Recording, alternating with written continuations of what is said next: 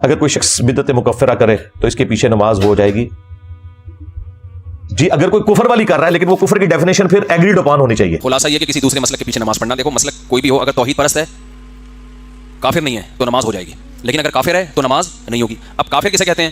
کافر ناموں سے نہیں کہ دیوبندی کافر ہوتے ہیں، اہل حدیث ہوتے ہیں، بیلوی ہوتے ہیں، فلاں. کافر کی ایک ڈیفینیشن ہے جو اسلام کے بیسک اور بنیادی عقیدوں کا انکار کرے، جو نبی کو عالم الغیب کہتا ہو، اور عالم الغیب کی ڈیفینیشن یہ ہو کہ ہر چیز کا علم تھا، تو ہر چیز کا تو اللہ کو بھی ہے، جب نبی کو بھی تو اللہ اور نبی کا علم برابر ہو گیا نا، تو ایسا شخص بھی اسلام سے خارج ہے. ٹھیک ہے نا. اسی طرح جو کہتے ہیں نبی ہر جگہ حاضر ناظر ہیں بغیر کسی تعویل کے، دو ٹوک لفظوں میں سب کچھ اپنی قبر سے ہر جگہ دیکھ رہے ہیں، ہر چیز کا ہر وقت علم رکھتے ہیں، تو یہ تو اللہ کی صفت ہے، تو اس سے بھی انسان اسلام سے خارج ہو جاتا ہے. آپ صلی اللہ علیہ وسلم کی بشریت کا، بشر ہونے کا کوئی دو ٹوک لفظوں میں انکار کرے کہ نہیں آپ نور تھے، فرشتے تھے، یا نورانی مخلوق، مٹی کے بنے ہوئے کی بنی ہوئی مخلوق نہیں تھے.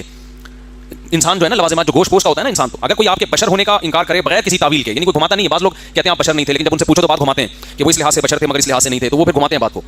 تو لیکن جو دو ٹوک لفظوں میں کہتا ہے تو پھر وہ بھی اسلام سے خارج ہے، کیونکہ نبی صلی اللہ علیہ وسلم بشر تھے، انسان تھے، آپ کے والدین تھے، آپ کی اولاد تھی، اور آپ کی اولادوں میں کی اولادیں جو سید ہیں سارے انسان تھے، آدم کی اولاد، اور آدم کو اللہ نے مٹی سے بنایا.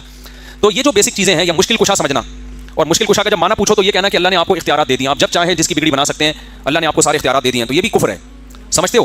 تو اگر کوئی یہ عقیدہ رکھتا ہے، چاہے وہ دیوبندی ہو، چاہے اہل حدیث ہو، چاہے بریلوی ہو، تو اس کے پیچھے نماز نہیں ہوگی. تو اتنے براڈ مائنڈڈ بننے کی بالکل ضرورت نہیں ہے کہ جوڑ پیدا کرنے کے لیے یہ کہنا ہم ہر ایک کے پیچھے پڑھ لیتے ہیں. بھائی ہر ایک کے پیچھے اختلافی نہیں ہونی چاہیے. یہ اگلے دن وہ ایک بریلوی مولوی بھی کہہ رہا تھا کہ جی جس امام کی قرات درست نہ ہو، زبر زیر وہ غلط پڑھے، تو اس کے پیچھے نماز نہیں ہوتی. تو جس کا عقیدہ درست نہیں تو اس کے پیچھے نماز کیسے ہو جائے گی؟ اب لاجیکلی تو بڑی اچھی اس نے دلیل دی ہے. وہ لوگ بیٹھے ہوئے سنبھالنا کہہ رہے تھے، انہیں یہ پتہ نہیں تھا کہ یہ اپنے اوپر ہی آپ سنبھالنا پڑ رہے ہو، کیونکہ اہل حدیث تمہارے بارے میں یہی کہتے ہیں کہ تمہاری قرات بھی اچھی ہے لیکن تمہارا عقیدہ خراب ہے، اور تم اہل حدیث کے بارے میں یہی سمجھتے ہو. دیوبند تمہارے بارے میں سمجھتے ہیں، تم دیوبند کے بارے میں یہی سمجھتے ہو. شیعہ کو تو چھوڑ دو، ان کو تو ویسے ہی تم لوگوں نے بہت دور نکال کے پھینک دیا ہوا ہے. تو اس بات کو آپ سمجھ لیں، جو اجماعی عقیدے ہیں نا ان کے اندر کوئی کرپشن کرتا ہے تو آپ اس کے پیچھے نماز نہ پڑھیں. لیکن جو عقائد ایسے ہیں جو بعد کی پیداوار ہیں، اس میں دو رائے ہو گئی ہیں، تو کسی کو اگر دھوکہ لگ گیا ہوا تو آپ اس کے ساتھ اپنے معاملات کو اسی طریقے سے معروف طریقے سے لے کے چلیں گے. مثلا یہ حاضر و ناصر کا مسئلہ ہے، علم غیب کا مسئلہ ہے، اس میں دو رائے ہیں نا. ٹھیک ہے، قرآن و سنت کی روشنی میں ہم ایک رائے کو صحیح سمجھتے ہیں، لیکن جو دوسرے لوگ سمجھے ہوئے ہیں انہیں بھی تو دھوکہ ان کے بزرگ بابوں نے کسی چیز سے دیا ہوا نا. ہاں اگر وہ کسی واضح چیز کے اوپر کریں تو آپ انہیں کافر بھی کہیں، جس طرح قادیانیوں نے کیا. قادیانیوں نے ختم نبوت کی وہ تعبیر بیان کی ہے جو امت میں کبھی بھی نہیں رہی، کسی کی بھی، اس لیے ہم ان کو کافر سمجھتے ہیں. ورنہ اسی لیول کے کام کسی نہ کسی درجے میں تو ساروں نے ڈالے ہوئے تھے، لیکن وہ اپنی تعویل کر لیتے ہیں. جب ہم تھوڑا زور لگاتے ہیں پیچھے ہٹ جاتے ہیں، کہتے ہیں کتابیں بدل گئی ہوئی ہیں. تو اس مسئلے کو سمجھیں، جو اجماعی مسائل ہے نا، جس طرح اللہ ایک ہے، یہ اجماعی مسئلہ ہے. آگے اللہ کی صفات کے اوپر کسی کو کوئی اختلاف ہے، استواء علی العرش کے مسئلے کے اوپر تو دو رائے شروع سے چلتی آ رہی ہیں. ٹھیک ہے، آپ جس کو صحیح سمجھتے ہیں دلیل کی روشنی میں آپ اس کو اڈاپٹ کریں، دوسروں کو آپ بتائیں کہ یہ عقیدہ گمراہی پر مبنی ہے، لیکن آپ ان کو کافر نہیں کہیں گے. انہیں بھی غلطی لگی ہوئی ہے. اس امت میں بڑی بڑی ہستیوں نے پوری نیک نیتی کے ساتھ امت کا جنازہ نکالا ہے. انہوں نے یہی سمجھا کہ یہ اس کی صحیح تعبیر تھی، لیکن غلطی لگ گئی.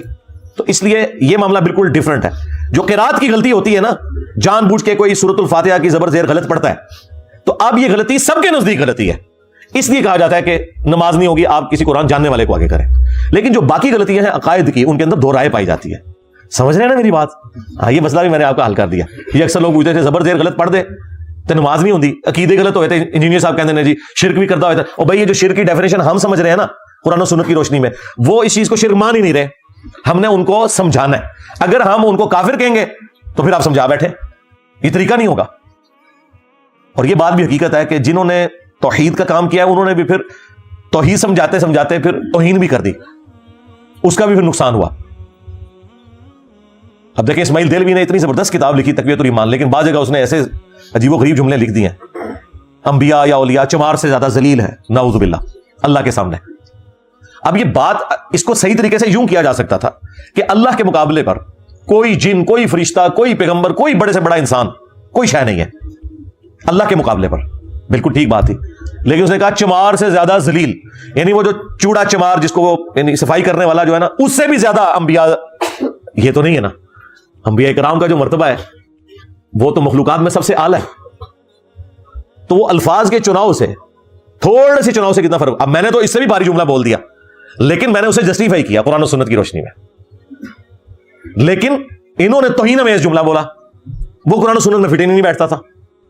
چمار سے زیادہ ذلیل، اس کا مطلب تم کہہ رہے ہو چمار جو ہے وہ کم ذلیل ہے اور یہ زیادہ ذلیل ہے.